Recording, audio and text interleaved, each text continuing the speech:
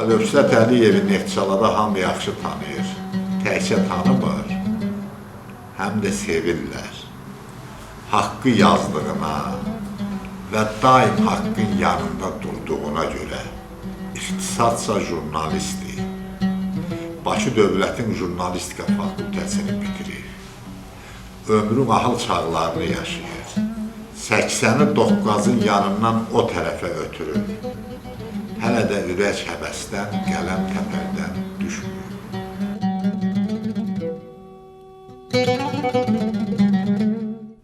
Əlövsət müəllim, xoş gördük. Xoş gün olasın. Doğma Neftçalada, doğma ocaqda, öz evində, odanda sevindim sizi belə sağlam, cümburaq görməkdə. Yaşın bu vədəsində növbəti bir kitabın işıq üzü görür. Və redaktoru da özünsən, tərtibçisi də özünsən, hətta çapçısı da özünsən. Ölümə hazırlıq adlanır kitab. Mən ölümə hazırlıq deməzdim, bir növ ömrə hesabat kimi baxıram bu kitaba. Ömrə hesabat, arxada qalan ömür, qarşıdan gələn həyat və bu arada jurnalist Əlövsət Poladın çırpıntıları. İnsan nə qədər ki cavandır, narahat olur, düşüncələrin insanlardan bölmək istəyir.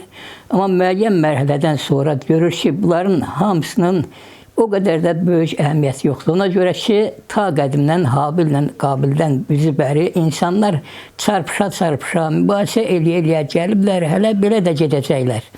Hamı da çox maraqlıdır ki, hər adam da özün haqlı bilir. Hamının onunla hesablaşmağını istəyir.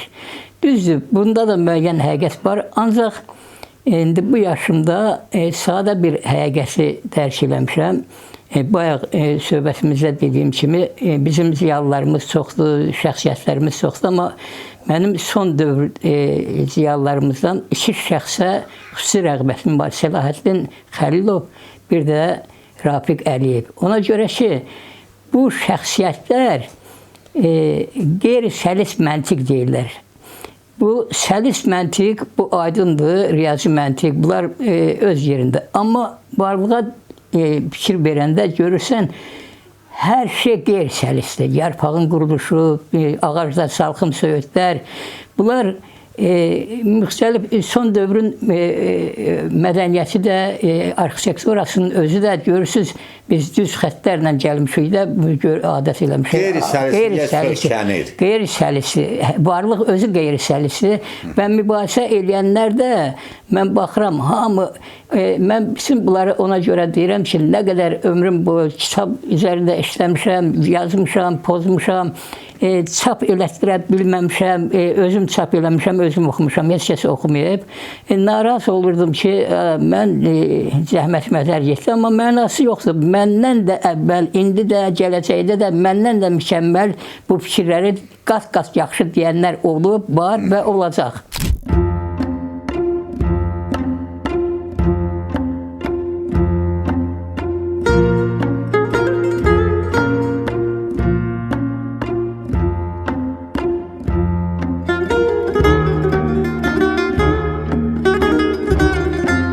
Əlövsət müəllimi 40 ildən çoxdur mən tanıyıram.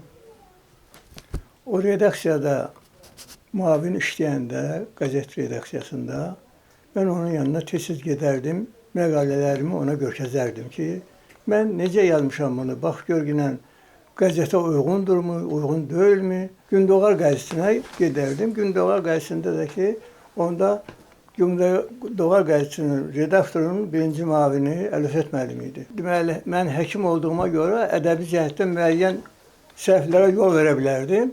Onları o düzəliş versin və qəzetdə çap elətdirsin.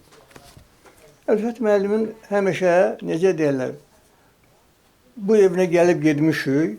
Bu ev bir mətbəədir burada. Neftçala, Səlyan, başqa yerlərdən gələn adamlar hamısı bura gəlib toplaşırdı. Ondan deməli kömək alırdı. Professor İmamverdi müəllim rəhmət eləsin. Bu da onunla həmişə kontaktda olan adamdır. İmamverdi müəllimlə. Onun da yazıların zadın görsən ki, kömək edirdi. Görsən mətbəyə aparmaq, neynəmək, məsəl üçün ki, Əlövsət müəllim gözəl insandır. Deyir ki, bənzərən bir qocaman dağa ki, dəryada dura. Əlövsət müəllim də həqiqətən 20 il, 30 il bundan qabaq bir dağ kimi durmuşdu. Əlövsət müəllim qabaqcıl bir ziyalıdır. Bizim Muğam zonasında ziyalı adı çəkəndə Əlövsət müəllimin adı orada var. Olmalıdır da. Çünki Əlövsət müəllim gözəl ailə başçısıdır. O eyni zamanda yazdığı məqalələri, yazdığı kitabları hamı görə bilməyib. Amma gəldim ki, gərək Əlövsət müəllim çalışa ki, bu yazdığı kitabları, məqalələri paylaşsın insanlara ki, görsün ki, bu kimdir? Kimliyi sübut eləməlidir bu. Buna görə arxayınsın. Arxayınam ki, mən deməsəm də məndən yaxşı deyənlər var. İş onda da hər adam öz sözünü deyir. İndi mən də müəyyən söz demişəm, aşağı düşünən adamlar daha çox inançlı olur. Mən universitetdə oxuyanda elə müşahidə eləmişdim. Ən böyük alimlər o qədər sadə olurdu. Əkbər Ağayev var idi, Əlövsət Abdullayev var idi, üzü yola. Özə deyəndə, kimi doktor. Deyirdi, düz dedin. Amma biz deyirik, qəbul elə, düz deyirəm, sən də qəbul elə, bax. Biraz cəhalət tozu Söhbət hökmün arxasında biraz cahillik var. İndi Abdul müəllim, Allah canını sağ eləsin, sən şair də ki, o qeyri-sosialist məntiqə sökənənlər varlıqdır. Demirəm, o dürüst məntiqdə də, sosialist məntiqdə də danmıram, amma daha çox inadcıl oldular. Özə inad edirlər ki, hamı məndən hesablaşsın. Sən dediyində həqiqət var, axı, mən həmişə bir dəfə yazmışam ki, işıq varsa, kölgə də var. İşıq gücləndikcə kölgə də sündləşir. Ola bilməz bir tərəfli ola. Ən pis adamlar da həmişə mənə qınayıblar ki, Stalindir, nə bilim, Bağırovdur, pis adamdır. Pis dedim, yaxşı, mən də qəbul elədim. Axı, bu pislərin qeyri-adi yaxşı tərəfləri də olub. Stalinin cavanlıq ləqəbi Koba olub. Koba da ən ideal qəhrəmandır. Onun qəlbində o ideallıq olub. Amma o idarəçilik o başqa. Amma insana bir tərəfli yanaşmaq düzdür. Deyirlər ki, onları şişirdirsən, şişirtmirəm. Ən pisin yaxşı tərəf var. Ən yaxşının da pis tərəf var. Mən bütün kitablarımda da bunları ifadə eləmək istəmişəm və bir çox adamlar, başa düşənlər, qiymətləndirənlər sağ olsunlar, qiymətləndiriblər. Amma bir çoxlara həmişə deyib, pisə pis deyir. Deyirəm, pis yoxdur, yaxşı da yoxdur. Pisin yaxşı tərəf var, yaxşının pis. Ədəbi təxəllüsü Əlövsət Poladdır. Heç nə təsadüfi deyil. Elə Polad kəlamı Əlövsət kişiyə çox yaxşı yaraşır. Kövrək, eyni zamanda Polad kimi ürəyi var. Dediyi sözün, söylədiyi fikrin arxasından hər saatlığa qaçan deyil. Əgər bir məsələni çözməyə başladısa, onun axırına çıxmamış qələmi yerə qoymaqla arası yoxdur. Sözdür onun ən yaxın dostu həmdəmi. Ürəyini sözə verir. Ən məhrəm duyğularını sözlə bölüşür. Qalın-qalın kitablar yazır. Hamısının da oxucusu, sevəni var. Əlövsət Polad Neftçalada böyük bir söz ordusu yetişdirir. Əlinə qələm alan hər bir gəncin cavanın formalaşmasında mübaliğəsiz söyləmək olar ki, Əlövsət Poladın əməyi var.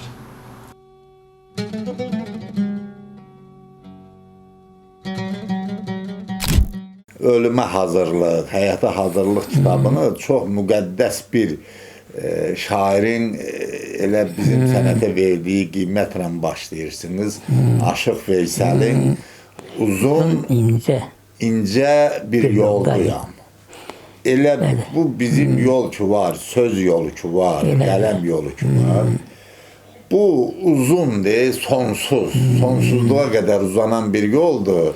İncə də ona görə ki, bu ürəyin tellərinlə oynayır. Bu yolçuluqdan biraz danış bizə. Bu Aşıq Veysel'in o şeiri diqqətimi ondan cəlb elədi ki, biz Sirat körpüsü deyirik, Sirat körpüsü, qıl körpüsü. İndi bu adətən axirətlə bağlayırlar, amma axirət öz yerində indi heç səs keçmək bu, o gedəndə inşallah mən də görəcəm, başqa hamı görəcək. Amma bu dünyanın özünün körpüsü, o dünyanın da körpüsündən incə, zərifli. Bir addım bu tərəfdə ziyandı, bir addım o tərəfdə ziyandı. Aşıq Veysel'in mükəmməlliyi odur ki, çox qısa sözlə, qısa kəlmə ilə bu yolu elə məharətlə göstərib ki, çox mükəmməl şeirdir. Çox sərrast. Çox. Özü sadədir. Abdülməlim ölüyün yolu sadəlik. Elədir. Mən riyaziyyatı orta məktəbdə yoldaşlarıma deyirdim həmişə. Deyirdim, ola bilməz, mən bildiyimi siz bilməyəsiniz. Sən sadəcə müəllimə diqqətlə qulaq asmışsa, AB-ni rəqəmlə əvəz edirdim. Sadələşirdi, başa düşürdülər, deyirlər, müəllimdən yaxşı izah edirsən. Deyirdim, müəllimdən yaxşı izah eləmirəm. Mən bilirəm, sən nəyə bilmirsən, nəyə bilirsən. Ən mürəkkəb inteqrallarda həll eləyəndə cavab olur 1, 2 ya 0. Hər mürəkkəb fikri aydınlaşdırmaq üçün sadələşdirmək lazımdır. Hətta əsəri də. Əsəri də. Anlaşıq eləmək üçün sadələşdirməlisən. O mürəkkəb qarışdırırlar. Yenə deyirəm, Allah canlarını sağ eləsin. Mən sosial şəbəkələrdə çox baxıram. Akşin Yeniseydi, o yaşlılardır. Çox mükəmməl cavandılar. Belə yaxşı təhlilləri var. Məlumatları çoxsa ancaq qarışdırırlar. Ekleksizm deyirlər, ekleksizm. Deməli, bəzən söhbət eləyəndə səhv bir fikir deyirəm, sonra da deyirəm, elə deyir, təsdiq elətdirmək istəyirəm. Amma elə deyir, yox, bəs necədir? Mən yenə deyirəm, Səlahiddin Xəlilovun bir neçə dəfə o çıxışlarına baxmışam, əsəbləşmədən elə aydınlaşdırır ki, o məsələləri. Məsələn, yenə deyirəm, materializm, idealizm hər ikisi düz nəzəriyyədir, ancaq materializm idealizmi danır, fiziklər metafizikanı danır. Bizim bu Əlövsət müəllimi bənzədirəm, insanlıqda kamilliyin, vətəndaşlıqda qeyrətin, sözdə bütövlüyün, dostluqda sədaqətin, fəhimdə güclülüyün, ağılda işgüzarlığın simvol kimi mən bunu qəbul eləmişəm. Həqiqətən də bu dediyim sözlər, cümlələr buna layiqdir, mən deyirəm. Çünki bu özünü həmişə doğruldubdur həyatda. Doğrultduğuna görə də xalq bunu çox istəyir. Mən elə zənn eləmirəm ki, Neftçala rayonunda, Səlyan rayonunun bəzi yerlərində qələm tutan, yazı yazan insanlar buna müraciət eləməsin. Həmişə gəliblər buna məsləhət alıblar. Ya kitabına redaktor olmalıdır, ya prorektor olmalıdır, yaxud da ki, müəyyən o yazıları o düzəltməlidir onlar üçün. Cümlələri qurmalıdır. Ona görə bizim deməli, necə deyərlər, yubilyarımız, gözəl insan, yaxşı şəxsiyyət, gözəl ailə başçısı və həmişə qapısı açıqdır. Kim gəlsə gəlib ondan məsləhət ala bilir. Allah can sağlığı versin ona. Uzun ömür, ailəsi qarışıq. Arzu edirəm ki, 100 il yaşasın. Şair Əli Səfəroğlu yazır ki, yaxşı adamların başına dönüm. Peyğəmbər sayaqdı yaxşı adamlar. Fırtınalar, qasırğalar qoynunda parlayan günəşdi yaxşı adamlar. Əli Səfəroğlu çəkəndə misal, yaxşı adamlarla tanınır mahal. Yaxşı adamlarla sayılır mahal, ellərə gərəkdir yaxşı adamlar. Cəmiyyət arasında, insanlar arasında, el arasında, oba arasında, bütövlükdə hamının baxışında yaxşı adam imci qazanmaq, bu hər adama müyəssər olunmur. Mən Neftçala rayonuna 80-ci illərin əvvəllərində gələndə ilk dəfə Əlövsət müəllimlə üz-üzə dayananda qulağıma pıçılladılar ki, o çox yaxşı adamdır. Həmən dövrdən 40 il keçib Əlövsət müəllimlə yaxından tanış olduq. İnsan olaraq, ziyalı olaraq dostluğumuz başladı. Sonra Neftçalada Milli Azadlıq Hərəkatında əsas fəal iştirakçılardan olduq. Zaman keçdi, hökumətdə bir yerdə iştirak elədik. Əlövsət müəllim Gündoğar qəzetinin redaktoru oldu. Bu dostluq, bu söz-söhbət zaman gəldi, bugünə qədər davam elədi. Yəni 40 ildən artıq bir dövr keçdi. Əlövsət müəllim həmən o yaxşı imiclə ki, mən tanımışdım, o dəyərləri ilə də tanındı. Yəni Əlövsət müəllim heç dəyişmədi. İnsan olaraq dürüst, əxlaqlı, ləyaqətli, vətənin sevən, torpağın sevən, insanlarla xoş rəftarlı, danışığından ləzzət alınan bir insandır. 2 dəfə ağlamışam deyir Əlövsət Polad. Bir dəfə Şuşa ermənilər tərəfindən alınanda, ikinci dəfə isə qəhrəman oğullarımızın Şuşanı özümüzə qaytardığı məqamda. Birincisi qəmdən olan göz yaşları idi, ikincisi isə sevinç göz yaşları ilə sifətim işıqlandı. Çəkilişdən qabaqki söhbətə toxunmaq istəyirəm. Əlövsət müəllim, kişinin ağlaması. Ağlayar da kişi də insandır. Evet. Dediniz ki, 2 dəfə ağlamışam. Nə vaxt? Şuşa əldən gedəndə belə geri qayıdında.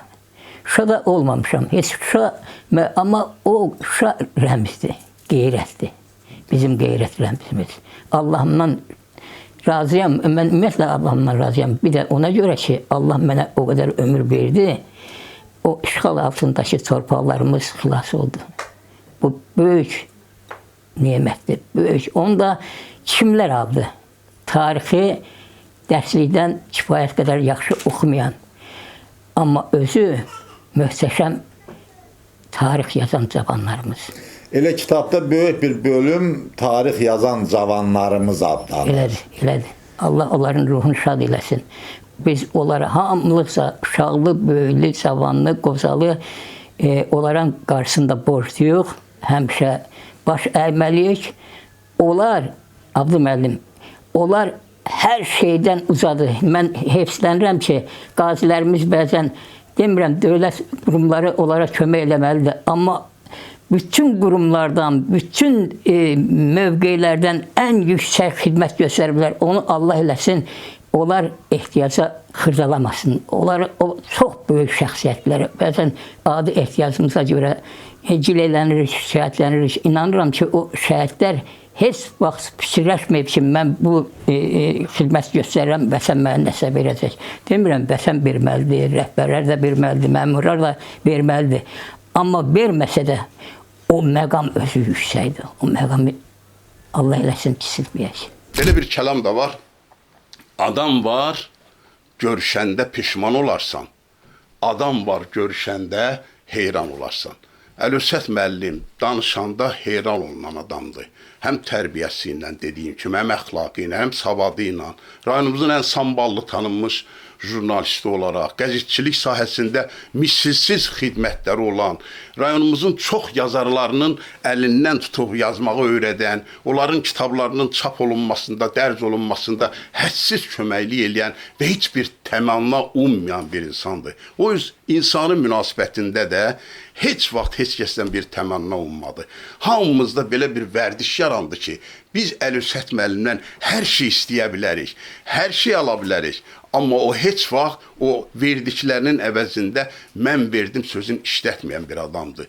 Dürüst, əxlaqlı, tərbiyəli, hamıya yararlı olan, hamıya kömək eləyən, vətən torpağı çağırışı olanda yaşına baxmayaraq hamıdan öndə getməyi bacaran, hətta həbsxanaya qədər salındı, bir dəfə uf demədi. Millət üçün, torpaq üçün, vətən üçün bütün xidmətini biz gənclər, o vaxt mən həmən dövrdə 30-a yaxın yaşım vardı, biz ondan çox şeyi öyrənmişik. Çingiz Aytmatovun yaxşı bir sözü var, insan üçün ən çətin şey hər gün insan qala bilməkdir. Əlövsət müəllimi 40 ildə tanış olandığım gündən yaxşı insandır dedik, yaxşı əməli olan insandır dedik, xeyirxah insandır dedik. və onu hər gün onun simasında gördük, danışığında gördük, dilində gördük. İnsan üçün 80-dən sonra müdriklik daha çox artır. Yəni həyatın son anını gözünlə görürsən və eyni zamanda keçən ömrü də, keçən ömrü də, təbii gəldiyin talih yolunu da, həyatında rolu, talihində izi olan adamlar bölümü var. Çox müdrik bölüm adların var. Doğrudan çox müdrikdir.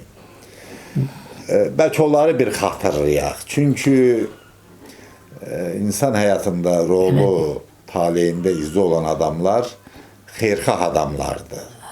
Özdə müsbət rolu olan adamlar. Onları bir xatırlayaq, ruhları şad olsun. Allah razı olsun. Birinci yadıma düşür Nurəddin müəllim. Yadıma düşür Pamil Mehdi. Yadıma düşür Əlvəsət Abdullayev, universitet müəllimlərimiz. Yazısı publisist Nurəddin Babayev. O böyük şəxsiyyət idi. Çox zəhmli adam idi. Mən də o qədər də qılıqlı adam deyirəm. Amma tələbələrin arasında onun mənə xüsusi simpatiyası deyim, ya qayğısını hiss eləmişəm. Bizim bir baməcə tələbə yoldaşımız var idi, Əlisə Cəfərov. Həmişə mənə sataşırdı, deyirdi, biz gözümüzü yumub açınca Nurəddin müəllimə çay aparıb gətirə-gətirə elmlər namizədi olacaqsan, elmlər doktor olacaqsan. Ona görə ki, o mənə həmişə nəsə himayə eləyirdi, amma mənim özümün o qabiliyyətim yoxdur. O çay aparıb gətirmək özü böyük qabiliyyətdir. Mədəniyyət. Mədəniyyətdir. Böyüyə hörmətdir, əlbəttə. Amma yoxdur da, mən deyim ki, yekəxanıyam, elə bacarmıram. Mənə ətrafımın verdiyi qiymət, özümün verdiyim qiymətdən qat-qat yüksək olub. Özüm heç vaxt özümdən razı olmamışam, amma orta məktəbdə də, ali məktəbdə də soruşmadan nəyə görəsə, hansı keyfiyyətə görəsə fərqləndiriblər, eləyiblər. Amma arada əziyyət çəkəndə deyirəm ki, amma biraz da mən fərasət verirdim də. Əlövsət müəllim, mən deyərdim ki, rayonumuzda ikinci belə bir insan yoxdur ki, tərbiyəni duruşu ilə aşılasın insanlara. Bu günləri elə bir insan tapılmaz ki, Əlövsət müəllimlə incik danışsın. Bugün elə bir qonşu tapılmaz ki, Əlövsət müəllimlə münasibətləri pozulsun. Əlövsət müəllim, mən deyərdim ki, nümunə göstəriləcək bir ailə başçısıdır. Gözəl davranışı ilə, gözəl məsləhətləri ilə, nümunəsi ilə. Elə oldu ki, mən bir ailə kitabı çıxartmaq fikrinə düşdüm. O ərəfədə Əlövsət müəllimi mən daha dərindən tanıdım. 450 səhifəlik bir kitab yazdıq. Gecə, gündüz təqribən 4 ay işlədik və Əlövsət müəllimin o xırdalıqlarını, o insana münasibətini, yuxusuzluğa, gecə saat 3-də, 4-də işləyirdik bəzən və Əlövsət müəllim yoruldum deməzdi. Bəlkə də çox yorulurdu, amma onu dilinə gətirmirdi. Və kitab hasil olandan sonra mən Əlövsət müəllimi bağırma bastım, dedim ki, Əlövsət müəllim, sənin mənə böyük hədiyyin oldu bu kitab. Düzdür, mənim adım gedəcək, amma içəridə sənin də adın var burada. Əlövsət müəllim kitablar aləmində yaşayan bir insandır. Kitabla oturub duran insandır. Nə qədər çox mütaliə edirsən, bir o qədər də gözəl insan olursan. Çox adamdan çox şeylər götürürsən. Misallar çəkmək çoxdur. Amma yenə deyirəm, Əlövsət müəllim bir insan deyə bilməz ki, bizim rayonumuzda mənə bir acı söz deyir. Bir insan onun haqqında pis fikirdə olmayıb və olmayacaq da. İçi dolu, qələmli adamlarda o dediyi fərasət olmur. Demin razıyam. Olmur. İstəyirəm, amma bacarmıram. Bacarsan da o şəkildə görünəcək ki, Çox pis vəziyyət yaranacaq. Amma bu günlə ki, bu qədər Bəs istehsalatda işlədiyin vaxtda bu neftçaların da öz ziyalıları var. Neftçalarda da sana xeyirxahlıq eləyənlər var. İstəyirdim onları da bir Allah, Allah rəhmət etsin. Deməli, mənim həyatımda iz olan, talimdə rol olan Əlövsət Bəşirlidir, Vaqif Əliyevdir.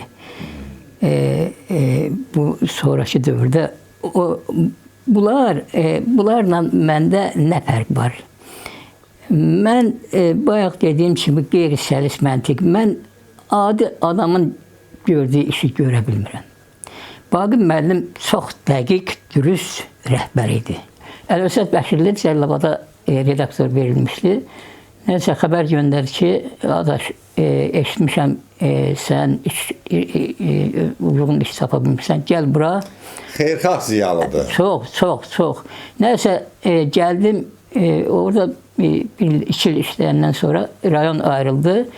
Mən gəldim bu Neftçalar rayonuna redaktor müavini. Redaktorda Vaqif müəllim olub. Vaqif müəllim də qısa şəkildə deyim ki, ağlım kəsəndən o məndən əvvəlki nəsildir. 37-ci ildədir, 6 yaş fərqimiz var. Ağlım kəsəndən o mənim mayak olub. O bizim əvvəl pioner rəhbərçiliyi oldu bizim məktəbdə. Pioner iş yapardı. Sonra rayon komsomol komitəsinin birinci katibi oldu. Onda da komsomol yaşındaydıq. Sonra jurnalistikaya girdi. Elə oldu ki, mən də jurnalistikaya girdim. Sonra onun da elmi rəhbəri Nurəddin Babayev olmuşdu. Mənim də elmi rəhbərim Nurəddin Babayev olmuşdu. Elmi iş götürmüşdünüz? Yox, diplom rəhbəri. Diplom rəhbəri. Özə maraqlı ki, ikimizin də Vaqif müəllimin də mövzusu yaradıcı mövzu idi. Mənə tanış olmaq üçün diplom işin, Vaqif müəllim diplom işin verdi. Mən ondan istifadə elədim diplom. O belə örnək ola həmişə ondan öyrənmişəm, ancaq bir şey öyrənə bilməmişəm. Vaqif müəllim dəqiq bürokrat idi, dəqiq rəhbər idi. Mənsə o klassik rəhbərlik var, o yoxdur məndə. Mən bu yaşda indi özümə görə savadım olub, dəftərim olub, müəyyən vəzifələrə qoya bilərdilər, gedə bilərdim. Amma mən bu yaşda xüsusilə dərk edirəm ki, mənim tipli adamdan rəhbər olmaz. Rəhbər necə adamdan olar? Çox maraqlı məqama gəldiniz. Rəhbər müəyyən məqsədi olan, üzr istəyirəm ifadəmə görə pul alıb verməyi bacaran adam olmalıdır. Mən düzəm, təmizəm, cəhənnəmə təmiz ol, görə təmiz ol. Kimə lazımdır? 82 yaşı bu yaxınlarda tamam olub Əlövsət Poladın. Biz də Zəngəzur kanalı olaraq yorulmadan getdik o zaman söz sahibinin huzuruna. Xeyli söhbətləşdik, ötən günə nəzər saldı. Xətrini, qələmini sevənlər də yığışdı başına. Yalançılar sözü bir papaq yelləsəydi, neftçalı əhli cəm olardı onun balaca otağına. Belə sevilib yaşamaq hər bir söz adamına qismət olmur. Bu sarıdan, hamıdan dövlətlisən, Əlövsət müəllim. Həmişə sayılır, seçilən olasan. Elə kitabınızdakı bir bölüm də adlanır 70-ci illərin mən gördüyüm adamları. Orada adlarını da çəkirsiniz, yəqin tanıyarsan. Tanıyarsan da Molla Məhəmməd Bağır. Məmməd Bağır. Əliyağa Murtuzayev. Molla Əsədullah Dəlləyəliş. Bunlar necə adamlar idi? İndi bunlar adi sənət adamlardır. Nə alim deyil, nə ixtiraçı deyil. Təsəvvürümüzdə necə qalıb bu adamlar? Və onlardan nəyi təqdir edirsiniz? Bir dəfə mən İrana gedəndə dedilər, dindar qabaq çox idi indi. Dedim, Sovet dövründə dindar az idi, indi çoxdur. Amma o dövrün az dindarının səmiyyəti indiki dindarın heç birində yoxdur. Onlar qırmızı molla deyirlər. Onlar qorxu altında, baskı altında dini qorumuşlar. Onlar necə deyim, yenə deyirəm, din də, demokratiya da böyük nemətdir, amma biz bunları cılızlaşdırırıq. O ruhanilər, o 70-ci illərin ruhaniləri siz ürəkdən varlığı, indi mən deyirəm, ibadət eləyənin dadı yoxdur. Mən nəyə ibadət edirəm?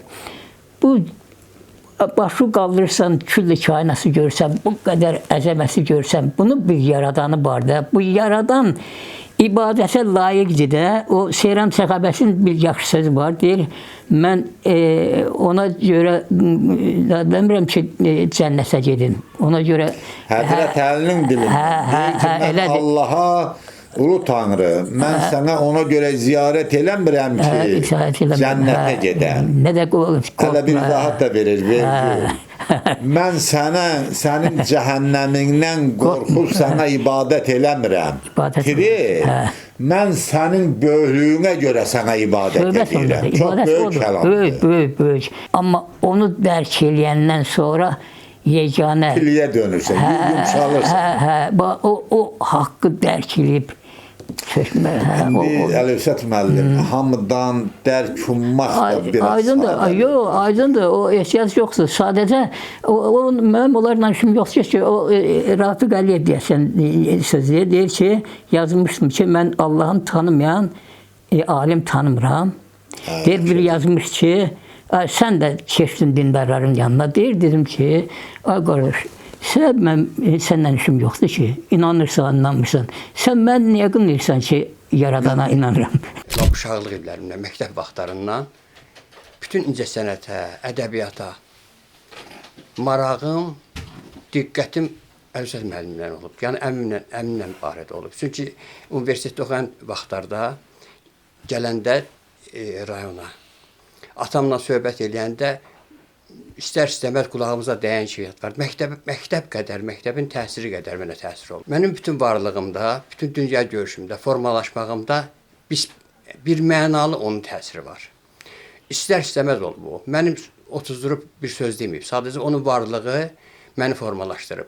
Bütün mənalarda, hal-hazırda olan nəyim varsa, doğrudan da onun əməyidir, onun haqqıdır. Bu bir həqiqətdir.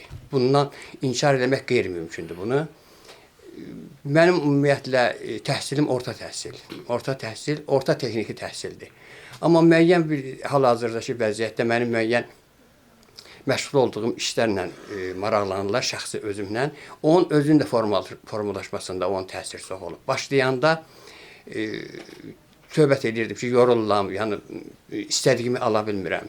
Deyirdi ki, mənə deyib həmişə, indi də deyir, sən işlə, sən məşğul ol. Məşğul ol, heç üçün yox, özü üçün məşğul ol. Yəni, mənim bütün yadımda onun dəstəyi çox olub, hal-hazırda da davam edir. Bu, son vaxtlarda, deməli, müəyyən arzu istəklər olur. Mən, deməli, istəklər üzərində qururam məşğuliyyətimi, arzuların üzərində. O səbəb olur mənim üçün işləməyimə. Bu, Xəlil Rza rəhmətliyi, deməli, onun özü ilə bağlı, Əlövsət müəllim, o rəhmətli Moskvadan gələndən sonra türmədən getdi, ona dəydi, qurban kəsmişdi orada. Yəni, Xəlil Rzaya rəğbətim daha da artdı, nə mənada? Çünki mənim bilmədiyimi bilirdim ki, əmin bilir. Xəlil Rza haqqında bilmədiklərimi bilir. O məndə ona qarşı rəğbəti daha da çoxaltdı. Sonra o işi işlədim ki, onun Əlövsət müəllimin arxivi üçün. Hal-hazırda da mən ona minnətdaram. Ona can sağlığı arzulayıram. Həyatında uğurlar arzulayıram. Həqiqətən də biz üçün böyük dəstəkdir. Bu dəqiqə hal-hazırda bizim nəslimizin həqiqi mənada böyücüdür. Bütün mənalarda böyücüdür. Ağsaqqal mənasında, ümumiyyətlə, onunla məsləhətləşmək mənasında bizim varlığımızı təsdiq edəndir. Neftçalanın bir balaca küçəsində, bir balaca 2-3 otaqda Əlövsət Poladın silkələdiyi ağacın budaqları çox geniş, çox şaxəlidir. Yükü də ağırdır, onun meyvələri çox ağırdır. Onu dərk eləmək, o təamdan dadmaq hər insana, hər bəşər övladına nəsib olan deyil. Və yaxşı ki, varsınız, yaxşı ki, bu düşüncələrlə yaşayırsınız. Həmən bu kitabda bir bölümün belə adlanır, yazmaq istədiyim, fəqət yaza bilmədiyim kitab. Varmı elə bir kitab? Hə, var. Və nədir o kitab? Universitetdə müəllimlər bizə 2 dənə tövsiyə verirdi. Biri deyirdi ki, deyirlər, yaza bilməyəndə də daim əliniz işləsin, qələmdə olsun, yaza bilmirəm, Yumuşalsın, fikirləri yumuşalsın. Bir də o vaxt yazın ki, yazmaya bilmirsiniz. Hər ikisi düzgündür. Hər ikisi. İnsan, mənim kitablarımın, Abdul müəllim, bütün kitablarım yaza bilmədiyim vaxt yazmaya bilmədiklərimdir. Onu mən yazmamışam ki, kimsə oxusun. Çox yaxşı olar ki, oxuyurdular, qiymətini verirdilər. Bu çox yaxşı olardı. Amma mən onları qələmə alanda Allahdan ancaq onu istəmişəm ki, Allah sən mənə kömək ol, bunları kitab halına sala bilim. Allah da mənə kömək olub, onların hamısını kitab halına salmışam. Heç kəsin köməyindən istifadə eləmədən evin içində Allah mənə imkan yaradı. Onların hamısını kitab halına salmışam. Hərəsindən bir 20-25 nüsxə çap eləmişəm, yığmışam kitabxanama. Bəs onu yaymamısınız? Yaya bilməmişəm. Ancaq dost tanışa, 1-2 nəfər belə ən yaxın adamlara. Cavan oğlan idim. Talih gətirdi, çıxartdı məni Gündəlar qəzetinin redaksiyasına. Orada işləməli oldum bir müddət. Və təzə kollektiv, tanınmayan kollektiv və kimlənsə yaxın olmalısan, Əli Özsət müəllim istər-istəməz diqqətimizi çəkdi. O işlədiyimiz dövrümüzdə Əli Özsət müəllimin çox savadlı bir mütəxəssislikdən başqa gözəl insan kimi başlamışıq. Redaksiyada müxtəlif sözlər olur, söhbətlər olur, günahlar olur. Əli Özsət müəllim öz deməli yatımı ilə, xarakterlə, sülh mərəmli insanlığına həmişə bu öz söhbəti yatırmağa çalışırdı. Bəzən görürdüm ki, rəhbəri çağırır kiməsə deməli elədiyi nöqsana görə, çatışmadığı hər yerdə Əli Özsət müəllim sakitcə bir yerdən getdi, girdi baş redaktorun yanına. Oradan çıxandan sonra o kimdən ki nəsə deməli bir nöqsan var idi, çıxanda düş onun sifətinə baxardı. Yəni hər şey qaydasındadır. Əli Özsət müəllimin yaradıcılığı haqqında, hərəkəti haqqında, onun deməli işləri haqqında rayonda çox şeylər bilir. Mən onun bütün təşkilatı işlərində, görüşlərində iştirak eləmişəm, hətta təşkilatçılarından birində olmuşam. Amma Əli Özsət müəlliminin yol yoldaşlığı olan mənə qədər olmayıbdı. Nəqliyyatım olduğu üçün həmişə Əli Özsət müəllimin hər bir xahişin, hər bir sözün yerə salmamışam, onunla yol yoldaşlığım. Onunla yol yoldaşlığıma tamam başqa bir şeydir. Məsələ burasındadır ki, mən həmişə gəzərci adam olmuşam, Respublikanın hər yerini gəzmişəm. Və hara gedmişəmsə, öz tanışlarıma gedib Əli Özsət müəllim onlara tanıtmaq üçün, bir də görmüşəm, Əli Özsət müəllim məndən qabaq onların tanış oldu. 5-10 dəqiqə keçməyib, mən yaddan çıxmışam, Əli Özsət müəllim onların sevimlisine sevib. Əli Özsət müəllimin bugün ad gündür. Mən səmimi qəlbdən onu təbrik edirəm, can sağlığı arzulayıram, yaradıcılıq işlərində ona uğurlar arzulayıram. Əli Özsət müəllim, bizim ələ gəzintimiz qalıb. Sənə söz verməm ki, səni Şuşaya aparacam. Allah qoysa may ayından sonra bu qardaş səninlə bərabər Şuşaya gedəcək. O bizim o gözəl Şuşamızda deməli orada intervyu verəcək. Onda sənin haqqında sözlər deyəcəm. Nə qədərdir səni oxumaq umacağın? Əlbəttə, hər bir adam yazır birinci növbədə, onu oxusunlar, duysunlar, qiymətləndirsinlər. Bu böyük sevincdir. Ancaq məni daxilən narahat eləyən onu yayılmağı, tanınmağım yox, onu kitab halına sala bilməyim olub. İndi kim oxuyacaq, oxumayacaq. Amma mən Allahdan bunu istəmişəm və Allah bu arzularımı gerçəkləşdirib. Bundan böyük indi artıq divar qutarıb, səndən payladı. Buna görə Allahıma şükür edirəm. Mən sizə bir məsələ deyim. Oxucu yazar münasibəti həmişə olur. Həmişə, əlbəttə yazar istəyib ki, Oxusunlar. oxusunlar, sevsinlər, qiymətləndirsinlər. İstər oxucular, istərsə lazım olan səviyyələrdə qiymətini versinlər, ad versinlər, mükafat versinlər. Ancaq mənim ağlım kəsən indi, mənim 82 yaşım olmasa da 67 yaşım Allah var. ömür versin. Umacaqlı yazarı o qədər sevmək istəmirəm mən.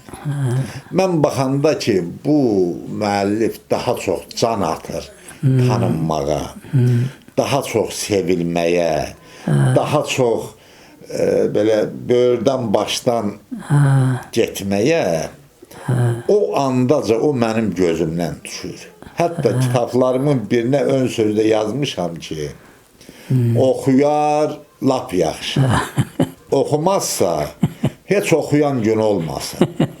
Mənim bu içim onsuz da cəhənnəm yuvasıdır. Yazı iynə ilə gör qazmaqdır. Mən bu göru qazmıram ki, kimsə baxıb gülsün, oxusun ya oxumasın. Ona mənə zərrə qədər əhəmiyyət yoxdur. Mənə aid olan odur ki, mən iynə ilə o göru qaza bilim. Sizin dediyiniz o fikir ki, mən onu yaza bilim. Mən iynə ilə o göru qaza bilim, ürəyimdən o yükü ata bilim. Qalan o oxusa özü üçün oxuyacaq. O oxumağının götürüləsi bir şey varsa, götürməyinin mənə zərrə qədər nə plyusu, nə minusu yoxdur. Onu özü üçün, formalaşmağı üçün oxuyur. Yaxud məndən bezməyi üçün oxuyacaq. Elə deyilmi? Hə. Bu mənada sümsük oxucu umacağı mənə çox belə əcaib görünür, xoş görünmür. Üzr istəyirəm. Çox populyarlığı da sevmirəm. Hə, biraz təsəllim var. Oxuyanlar hər halda qiymətləndirir. Amma o ki qaldı onun yayılmağı, o tamam başqa keyfiyyətdir. O keyfiyyət yoxdur məndə. Mən də əlbəttə istəyərəm ki, kitablarım yayılsın. Barmaqla göstərsinlər. Amma o istəsən də o yerin adamı deyirəm də, onu bacarmıram. Adam var, qınamıram, bacaranları qınamıram. Adam yazdığın ortaya çıxmır, o Böyükçöl kəramət, Böyükçöl Allah canını sağ eləsin. Elə onun istedadından çox, o kitabın satmağı məharətin mənim çox xoşuma gəlir. Sən rast edin fikrini. Sözün qüvvəti Səməd Qaraçöp yazır ki, qəribə adamsan Səməd. İstəmirdinmi səni barmaqla göstərələr? Səni ki barmaqla göstərirlər, daha nə istəyirsən? İndi kimi barmaqla göstərərlər də, təhlənmişi, dəlini, yalqızı da. Deyir, istəmirdinmi səni barmaqla göstərərlər? Səni ki barmaqla göstərirlər, daha nə istəyirsən? İndi hər bir insanın çiynində yük var. Daşıya biləcəyi yük. Elə deyilmi? Fikir yükü, söz yükü, mühəndisdir, iş yükü, nə bilim, qır vurandı, evin üstünə qır çəkmək, yola asfalt çəkmək yükü. Hərənin bir missiyası var. Sizinki, bizimki də sözdür, qələmdir. Necə bilirsən, bu missiyanı nə qədər daşıya bildiniz?